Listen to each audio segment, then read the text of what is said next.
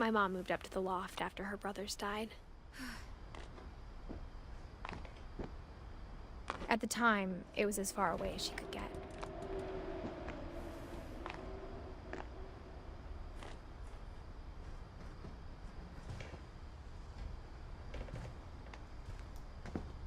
She spent a summer building houses in Calcutta, where she met my dad, Sanjay.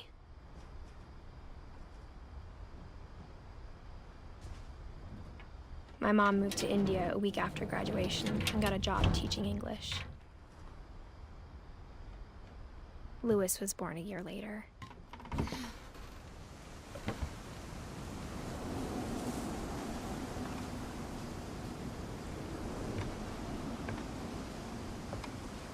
When my dad died, I don't think Mom knew where else to go.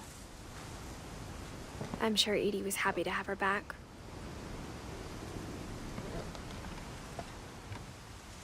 The house had to get a little bigger, but Edie was used to that.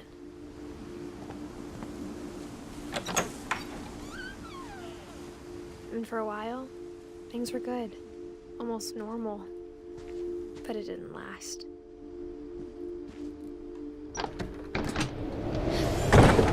The beginning of the end was Milton's 10th birthday, when Edie gave him a castle.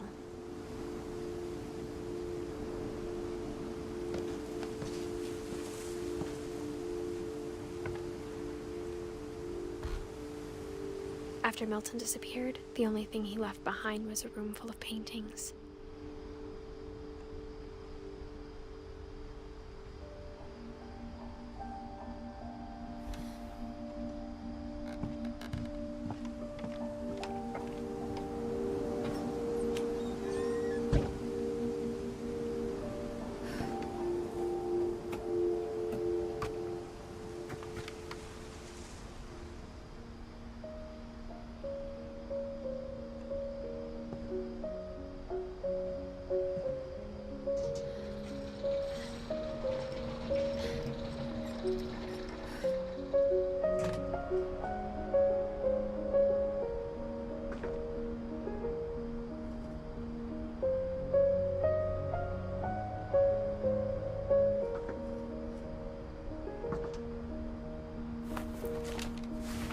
Milton Finch in The Magic Paintbrush.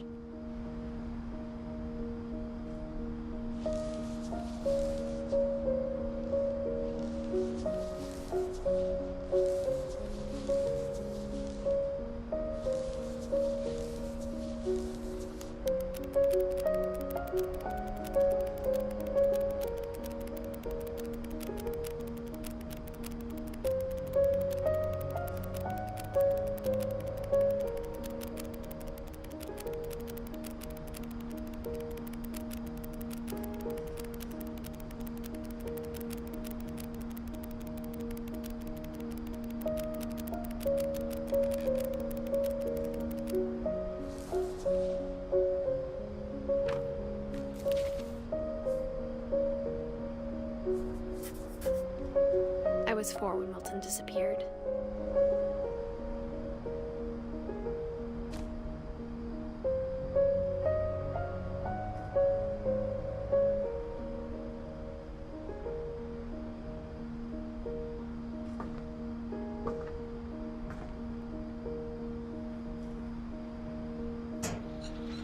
Mom spent months searching for my brother. Then she sealed the doors.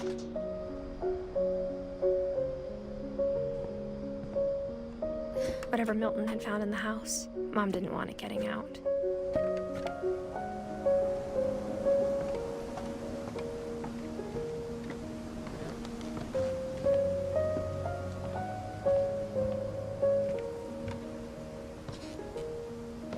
Mom definitely blamed Edie, but I think Louis blamed himself. After he graduated, he just spent more and more time in his room, until Mom got him a job at the cannery.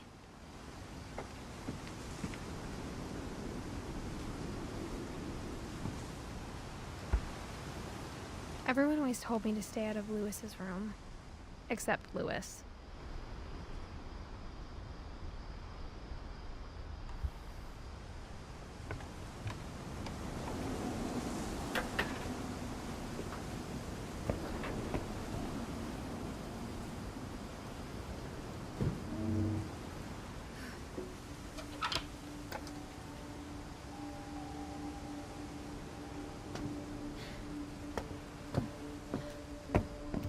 Lewis's room smelled very, very familiar.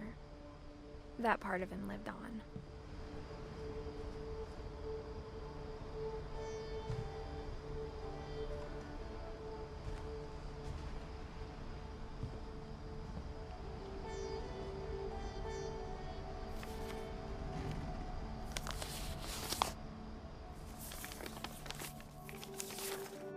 Dear Mrs. Finch, as Lewis's psychiatrist, I can understand your desire for an explanation. As I see it, the trouble began in January, shortly after we convinced your son to seek treatment for substance abuse. Newly sober, I believe Lewis first noticed the monotony of his daily life.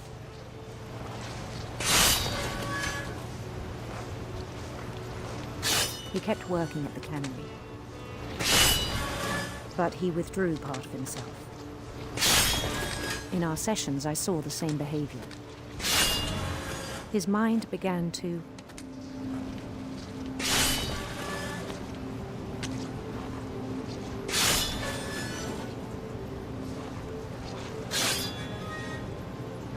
wander.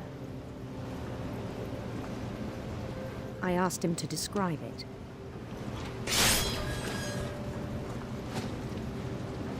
He said he started small.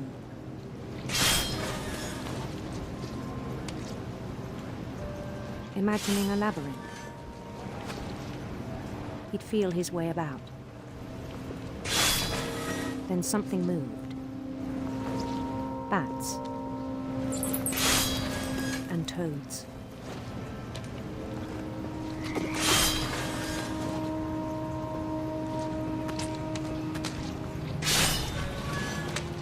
And things that have not names.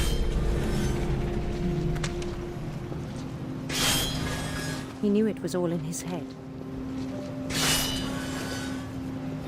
But he took it very seriously. I had hoped he'd find himself.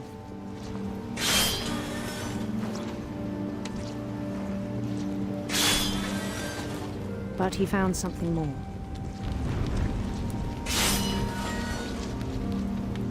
I worried about him then. Daydreaming at the cannery.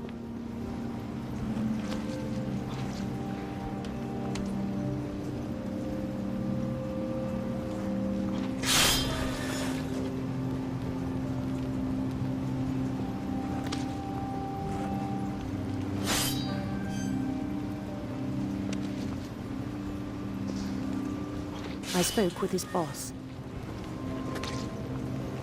But he said Lewis had become a model employee. Methodical, tireless, focused. Like a whole new Lewis. So I let him go on.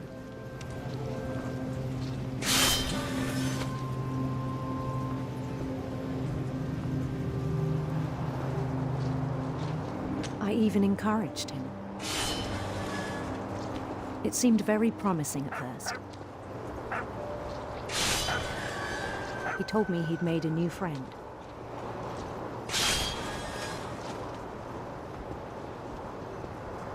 On the edge of a city he named Lewis Hope. He built the city up slowly, brick by brick. Then he made musicians.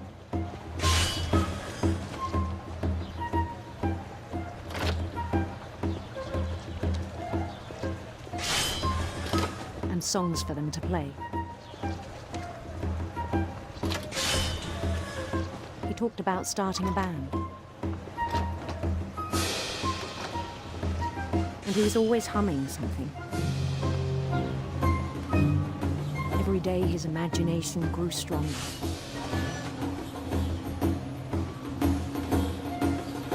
He no longer spoke at the cannery. But his chopping was as reliable as ever. Then one day it struck him that all the cheering crowds, even the stones under his feet, were all in his imagination, so he could do whatever he wished.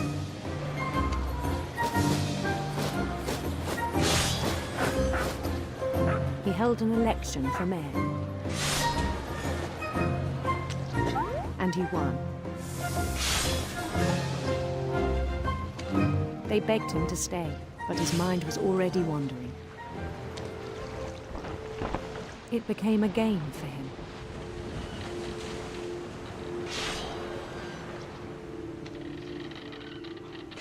He'd conquer a city, then immediately push on. New Louisville.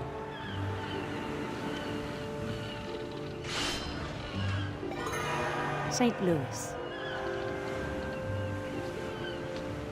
He started drifting away from our reality.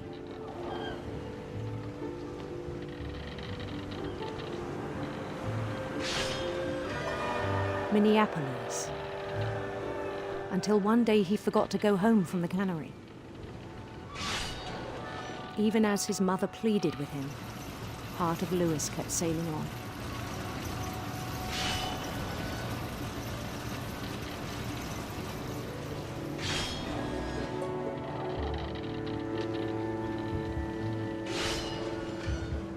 In Louisburg, he heard rumors of a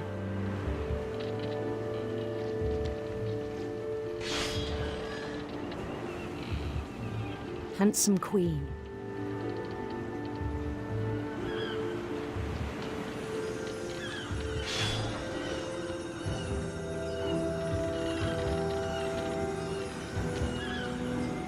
The queen was on her own quest for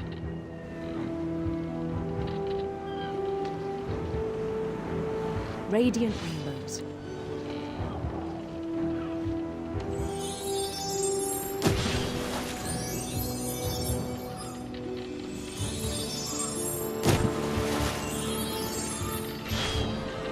He followed the sound of her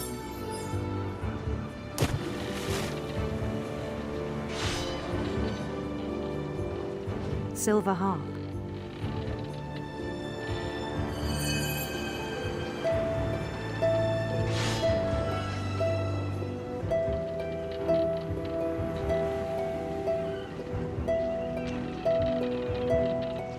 His chase led him to a golden palace east of the sun and west of the moon. Even then, his logic remained sound.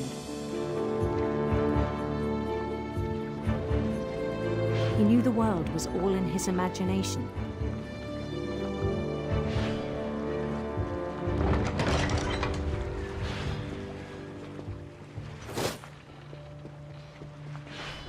But he was so proud of having created it. In his own eyes, he'd become something greater than a king.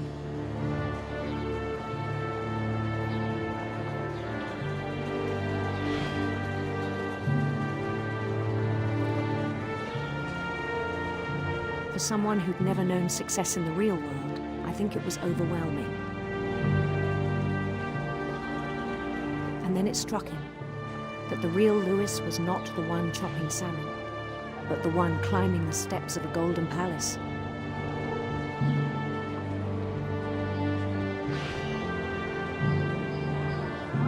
My imagination is as real as my body, he told me. It was hard to argue with him.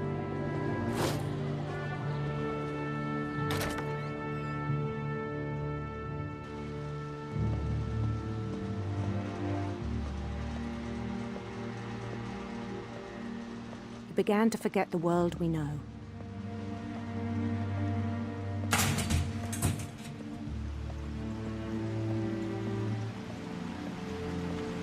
I think it pained him to remember Louis, the cannery worker.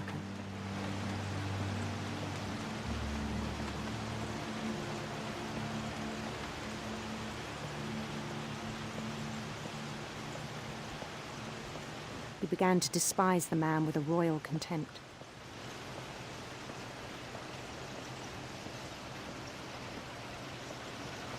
I still thought I could save him.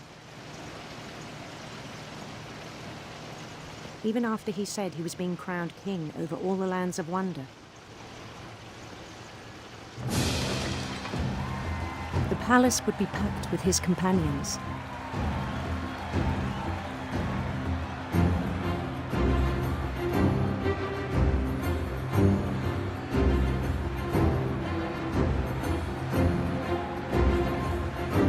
including the wise Calico who'd insisted on advising him.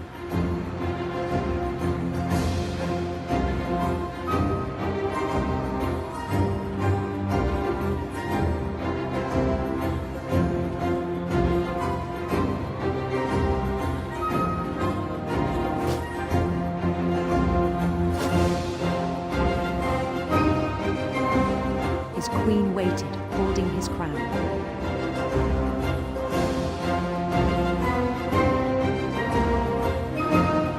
There was only one thing left to do.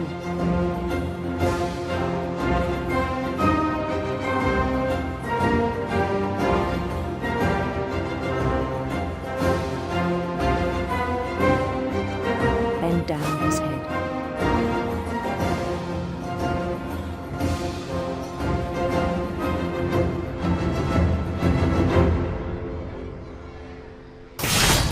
And the rest I think you know. Mrs. Finch, your son was a kind man who will be missed by all of us who knew him.